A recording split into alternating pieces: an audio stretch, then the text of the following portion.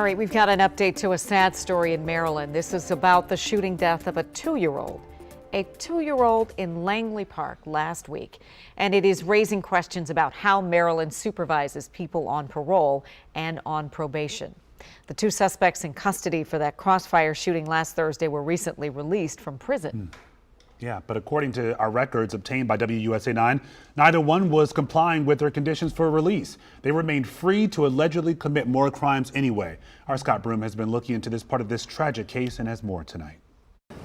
Langley Park murder suspects Israel Fuentes Jr. and Johnny Alejandro Tercios are both convicted armed robbers who've served recent prison sentences. They're the men accused in the shooting death of 2-year-old Jeremey Poou-Caceres in Langley Park last Thursday when an AK-47 rifle was allegedly used in a gunfight with rivals over drug turf in the neighborhood, according to investigators. A look at both suspects' court records show neither was complying with the conditions of their releases from prison, and state authorities knew about it before the shooting happened. Instead, the men were free to allegedly terrorize their Langley Park neighborhood. Warrants for violation of probation were not issued until after the 2 were locked up for Jeremy's death last week. In Tercios' case, the new warrant reveals he was just released from prison in September and immediately defaulted on paying court order fees for drug testing and other costs. No immediate action was taken by state authorities responsible for supervising him.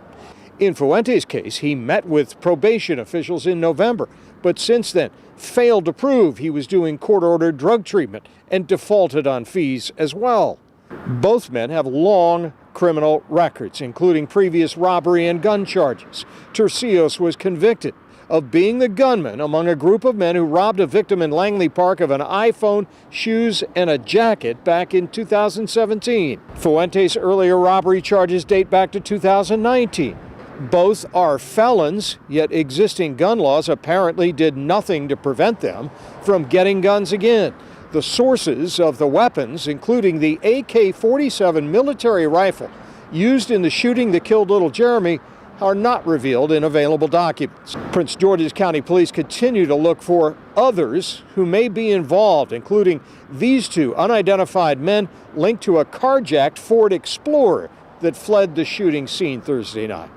In Maryland, Scott Broom, WUSA 9.